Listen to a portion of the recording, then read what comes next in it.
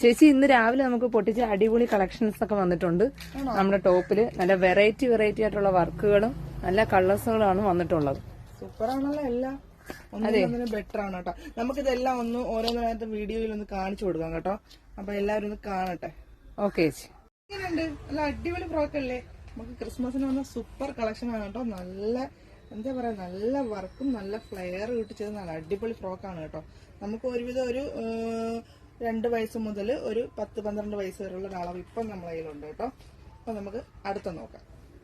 എങ്ങനെ നോക്കേ, 690 ആണ് കേട്ടോ അതിന്റെ പ്രൈസ് വരുന്നത്. നല്ല കോട്ടണിൽ നല്ല സ്വീക്വൻസ് വർക്ക് ഉണ്ട് കേട്ടോ. പിസ്ത ഗ്രീനും നല്ല യെല്ലോയും ആണ് ഇതിനകത്ത് 2 ഷെയ്ഡാണ് വന്നിരിക്കുന്നത്.